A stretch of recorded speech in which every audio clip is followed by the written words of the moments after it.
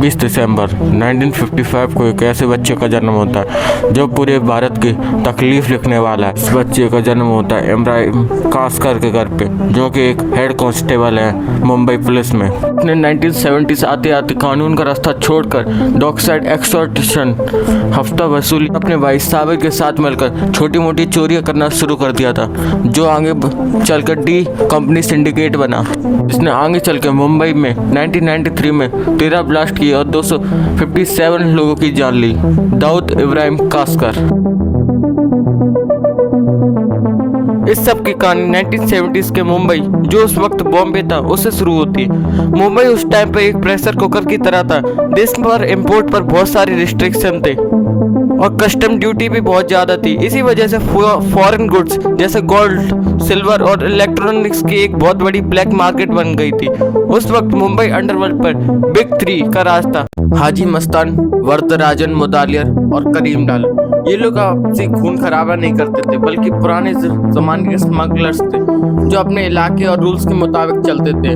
इसी माहौल के बीच दिसंबर 1955 में रत्नागिरी में पैदा हुआ दाऊद डोंगरी के इलाके में बड़ा हो रहा था। उसके पिता इब्राहिम कासकर मुंबई पुलिस में भर्ती थे। ये अपने आप में एक बहुत बड़ी आयरनी है। जिस घर में कानून की बातें होने चाहिए थे, वही कानून का बाईपास बना। दाऊद ने अपना स्कूल बीच में ही छोड़ दिया। उसे लंबे रास्ते पसंद नहीं थे। अपने बड़े भाई साबिर इब्राहिम कासकर के साथ मिलकर उसने डोंगरी के लोकल लड़कों के साथ बहुत ही डिसिप्लिन टीम बनाई। शुरुआत हुई छोटी चोरी, कार्गो थेफ्ट और डॉक साइड एक्सटॉर्शन वसूली से, लेकिन जहां पर स्मगलर्स पॉलिटिकल कनेक्शन और चुपचाप रिश्वत पर भरोसा करते थे, वहीं इब्राहिम ब्रदर्स ने एक नया फॉर्मूला अपनाया, सिस्टमेटिक और रूथलेस वायलेंस। 1970s खत्म होते होते यह गैंग सिर्फ एक झगड़ालू लड़कों का ग्रुप नहीं था। ये शुरुआत हुई थी उस सिंडिकेट की जिसने मीडिया ने नाम दिया डी कंपनी। अंडरवर्ल्ड में अगर अपनी मोनोपोली बनानी तो कॉम्पिटिटर्स को रास्ते से हटाना ही पड़ता है। डी कंपनी के लिए वो बड़ा टर्निंग पॉइंट आया फरवरी 1981 में।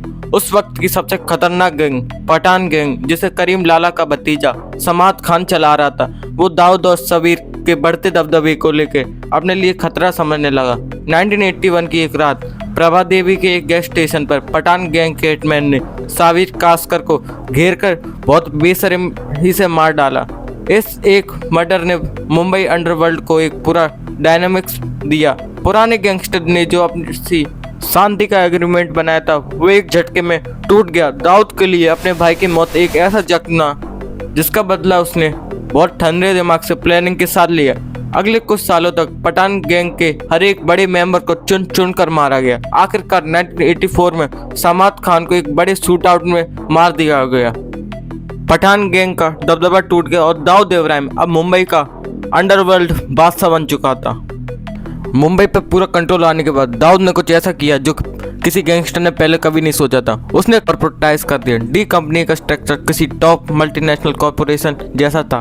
पहले स्मगलर्स अलग अलग लोगों को पैसा देते थे कार्गो लैंड करने के लिए, लेकिन डी कंपनी ने पूरी सप्लाई चेन पर ही अपना हक जमा लिया। गल्फ पोर्ट्स से कॉन्ट्राबैंड, बंदूक, हाई मार्जिन सेक्टर्स में घुसे जैसे रियल एस्टेट, फिल्म पायरेसी और इलीगल ड्रग्स, और इंटरनेशनल हवाला नेटवर्क। हवाला एक ऐसा ट्रस्ट बेस्ड मनी सिस्टम था जो रेगुलर बैंकिंग चैनल्स के बिल्कुल बाहर होता था। इस नेटवर्क के जरिए डी कंपनी बिना किसी पेपर के अरबों रुपए इंटरनेशनली बॉर्डर्स के आर पार कर सकती थी और गवर्नमेंट एजेंसी को भनक तक नहीं लगती थी। इन वॉर से परेशान होकर मुंबई पुलिस और गवर्नमेंट ने डी कंपनी पर प्रेशर बहुत ज़्यादा बढ़ा दिया। समाद खान के मर्डर केस के बाद दाऊद का नाम सामने आया और उसको समझ आ गया कि अब इंडिया में रहना उसके लिए सेफ नहीं है। वो मुंबई छोड़कर सीधे दुबई भाग गए। लेकिन ये कोई पीछे हटना या रिट्रीट नहीं था, ये एक बहुत बड़ी स्ट्रेटेजिक मूव थी।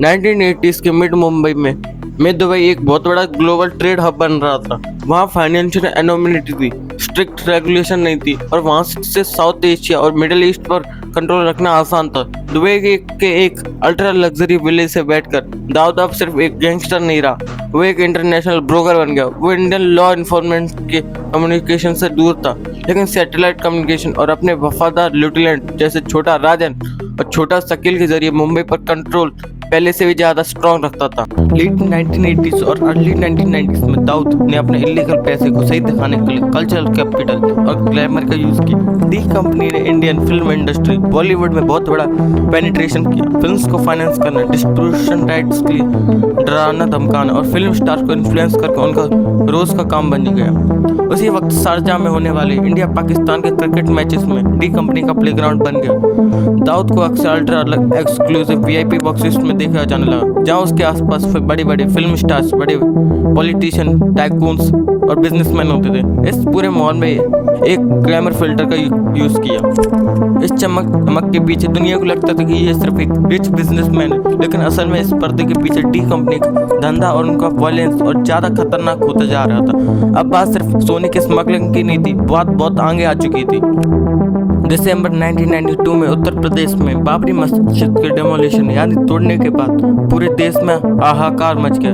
खासकर मुंबई में बहुत बड़े कम्युनिकल राइट्स हुए।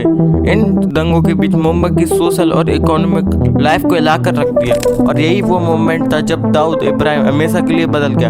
एक फाइनेंशियल क्राइम चलाने वाला गैंगस्टर से एक असिमेट्रिक क्रॉस बॉर्डर टेररिस्ट बन गया।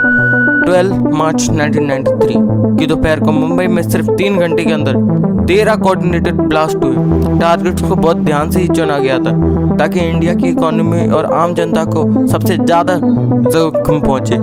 Bombay stock exchange, air India building, बड़े होटल्स और क्राउडेड मार्केट्स। इस घिनौने हमले में 257 मासूम लोगों की जान गई और 14 से भी ज्यादा लोग सीवियर रूप में जख्मी हुए। इसमें जो एक्सप्लोसिव यूज हुए थे, खासकर आरडीएक्स और ऑटोमेटिक वेपन्स, उन्हें महाराष्ट्र के एक कोस्टल एरिया के जरिए स्मगल किया गया था। इंडियन इंटेलिजेंस एजेंसी की इन्वेस्टिगेशन में साफ हो गया कि इस पूरे अटैक का मास्टरमाइंड दाऊद और टाइगर मेमन थे, जिनका बॉर्डर के पार और सेफ पैसेज की गारंटी मिली थी। 1993 के बॉम्ब ब्लास्ट ने दुनिया को सामने डी कंपनी की असली इमेज को साफ कर दिया, लेकिन इसका असर गैंग के अंदर भी बहुत हुआ। डी कंपनी के लिए अंदर एक बहुत बड़ा चेंज हो गया। छोटा राजन, जो दाऊद का सबसे खास आदमी था, उसने इस टेररिस्ट अटैक का सख्त विरोध किया और गैंग से अलग हो गया। वो अपने साथ गैंग के कई बड़े हिंदू मेंबर्स को लेके गया और खुद एक पैट्रियोटिक गैंग के रूप में रिब्रांड करे। यहाँ से शुरू होती है एक ऐसी शैडो वॉर जो अगले 1 दशक तक चलने वाली है। छोटा राजन के हिटमैन ने उन लोगों को टारगेट किया जो 1993 के बॉम्ब ब्लास्ट में शामिल थे, और बदले में दाऊद की फैक्शन जिसे छोटा शकील चला रहा था, उन्होंने राजन के लोगों को मारना शुरू करे। ये सिर्फ टर्फ वॉर नहीं बल्कि एक ग्लोबल मैनहंट था जो मुंबई से लेकर दुबई, बैंकॉक और जकार्ता तक चला, और दुनिया भर की हेडलाइंस में इसकी लाशें दिखने लगी। 1993 के ब्लास्ट के बाद दाऊद के लिए दुबई में रहना नामुमकिन सा बन गया। इंटरनेशनल प्रेशर बढ़ने पर उसने अपना ठिकाना फिर बदला और वो चला गया कराची, पाकिस्तान, जहां उसे एक फोर्टिफाइड और एक सेफ हेवन मिला। इंडियन इंटेलिजेंस एजेंसी ने कई बार पाकिस्तान को बहुत डिटेल्स प्रोसीजर्स दिए, जिसमें कराची में उसके एग्जैक्ट घर के एड्रेस, उसके बदले हुए नाम और उसके अलग अलग फेक पासपोर्ट की डिटेल। लेकिन इसके बावजूद पाकिस्तान से इनकार किया कि दाऊद उनके देश में। 2003 में यूनाइटेड स्टेट्स ने दाऊद इब्राहिम को एक ग्लोबल टेररिस्ट घोषित करके उस पर $25 मिलियन का बाउंड्री रखा। यूएस सैंक्शंस डॉक्यूमेंट में साफ लिखा गया कि उसकी D company trans terrorist network के साथ मिलकर साउथ एशिया, अफ्रीका और मिडल ईस्ट में स्मगलिंग पाइपलाइन शेयर करती हैं। आज दाऊद इब्राहिम ह्यूमन हिस्ट्री के सबसे बड़े फ्यूजिटिव्स में से एक है। वो एक तरह से एक गोश्त आत्मा सा बन चुका है, एक ऐसा बुढ़ा शख्स जो पूरी तरह से शैडोज में रहकर, स्टेट प्रोटेक्शन में रहकर अपना काम करता है। लेकिन भले ही वो शख्स सामने ना आए, लेकिन जो उसने जेड नेटवर्क खड़ा किया है वो आज भी जिंदा है। डी कंपनी अब 1970s के डोंगरी की तरह लाठी डंडे और आम वसूली पर नहीं चलती। वो एक highly sophisticated diversified financial shadow network बन चुका है। वो legitimate front companies, post real estate business, global trucks और अनट्रेसेबल डिजिटल फाइनेंशियल स्ट्रीम्स के जरिए ऑपरेट करती है। अगर आपको ये वीडियो थोड़ा सा भी पसंद या अच्छा लगे तो नीचे लाइक, सब्सक्राइब कर देना और दूसरे अपने लोगों के साथ शेयर कर देना।